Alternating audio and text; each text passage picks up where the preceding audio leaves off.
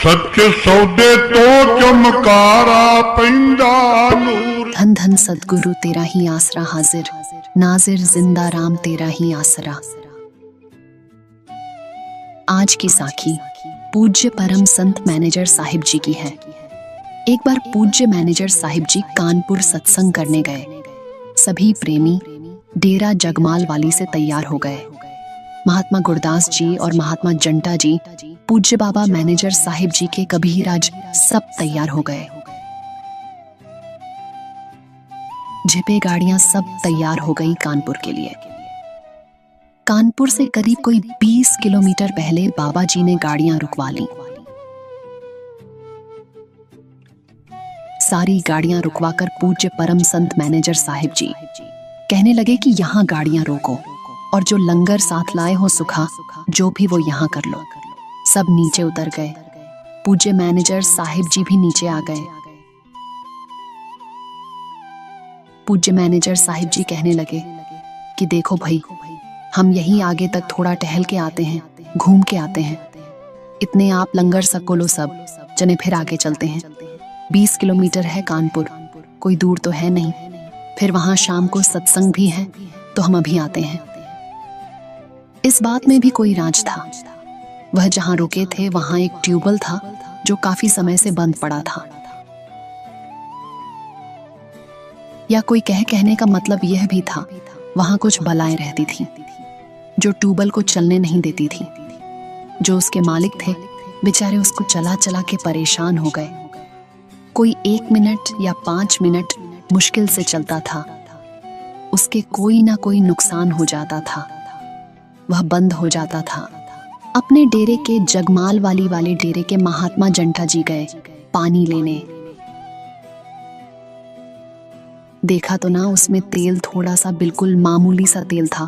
उसके अंदर पटा टूटा हुआ था। कैसे चलाए इसको? सबने अलग अलग अपनी अपनी राय दी। किसी ने कहा जी ये ऐसे चल जाएगा, किसने कहा हैंडल है, नहीं तो कैसे स्टार्ट करेंगे। किसी ने रस्सी जाली जैसे टैक्सी में डालते हैं, टैक्सी स्टार्ट करते हैं वैसे डाल के। किसी न किसी तरह वो स्टार्ट किया। सतगुरु की दया मेहर से ये सब करने वाले बाबा जी आप ही थे। बस छुप कर रहते थे। ट्यूबवेल तो चालू हो गया, सबने लंगर सक लिया और थोड़ी देर में पूज्य परम संत बाबा मैनेजर साहिब जी भी आ गए। अच्छा भी आपने यह चला दिया, वाह भाई वाह। तो थोड़ी दूर पर जिनका खेत था, वो मालिक और उसकी घरवाली खेत में काम कर रहे थे, तो वह भी आ गए। उन्होंने साइड पर चप्पल उतार दी और सबको नमस्कार बुलाया और बातचीत की। ये आपने कैसे चला दिया जी? ये तो बंद पड़ा है, चलता ही नहीं है जी। ये तो 2-4 मिनट ही चलता है, बंद हो जाता है। ये देखो सबके हरे भरे खेत हैं, हमारे देखो कैसे सखे पड़े हैं, बहुत तंगी में गुजारा करते हैं। आपने पता नहीं कैसे चला दिया। तो मैनेजर साहिब ने पूछा, अच्छा भाई ये आपका खेत है? हाँ जी हमारा है। देखो सारे हरियाली पड़ी है, चारों तरफ हमारे खेत में कुछ नहीं होता जी, थोड़ा बहुत ऐसे करके गुजारा करते हैं। अच्छा तो फिर ऐसे करना भी कानपुर है, 20 किलोमीटर दूर, वहां पे रात को सत्संग है। आप आना, वहां पे आपको कुछ देंगे। ट्यूबवेल तो क्या, काल भी आपको हाथ नहीं लगाएगा, ऐसी चीज आपको देंगे। आप आना और संगत को भी साथ ले आना। जो संगत साथ में आएगी या कोई आप साधन करके आओगे, उसका किराया भी हम दे देंगे, पर आप आना जरूर। सारे बहुत ही खुश हुए और चले गए। जैसे ही सत्संग स्टार्ट हुआ तो मैनेजर साहिब जी ने आते ही गुरुदास महात्मा जी को पूछा कि वो आ गए, वो पीछे पिंड वाले आ गए जी? वो आए नहीं है अभी तक तो। अच्छा चलो। फिर सत्संग शुरू किया। फिर बीच में पूछा कि वो आए कि नहीं। फिर सत्संग समाप्ति पर पूछा, अच्छा नहीं आए।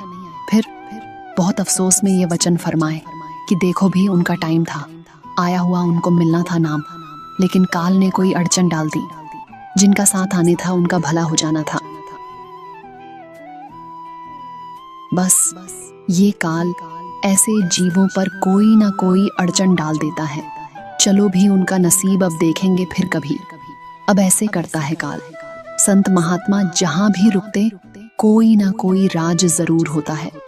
वहां रुकने का कोई ना कोई पुरानी रूह होगी या कोई धरती की पुकार होगी। कुछ न कुछ जरूर होगा। पूज्य परम संत मैनेजर साहिब जी बहुत दयालु फकीर थे। हर एक पर दया करते थे। 3 बार सत्संग में फरमाया कि वह आए कि नहीं आए, वो आए कि नहीं आए। फिर बहुत अफसोस। सच्चे सौदे तो चमकारा पैंदा नूर।